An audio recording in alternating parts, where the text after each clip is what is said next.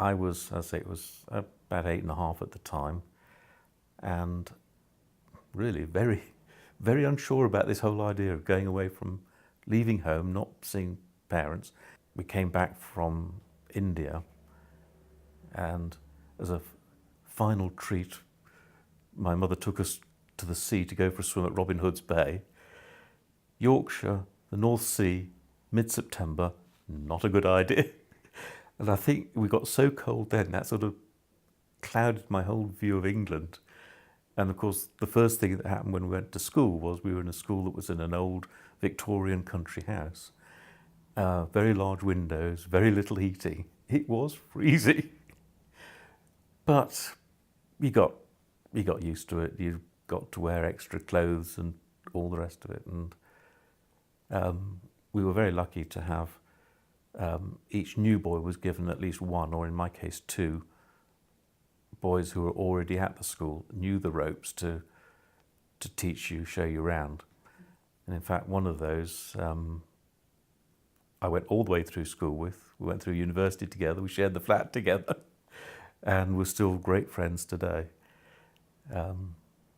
But yeah, it did give a good start to what was a very, very worrying, unsettling, I won't say frightening, but it was, you know, I suppose like all children, going away from home, and really away from home, was not good.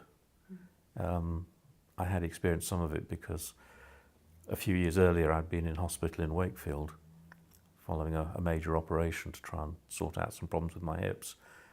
And I was in plaster for 12 months, unable to move. It was a plaster that went from my chest to my toes.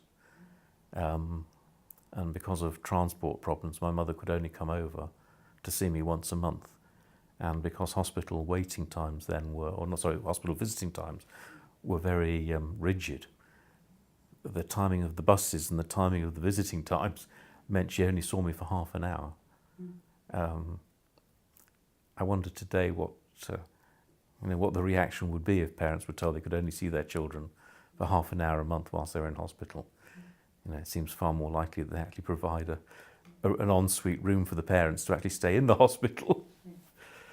So it wasn't the first time I'd been away from home for a long time, but it was still unsettling. It took probably a couple of terms really before I really felt comfortable being at school, knowing the ropes, finding my own place, knowing what concessions I needed to, not that I thought of them at that time as concessions, but it was how I could work what I could do in with other timetables.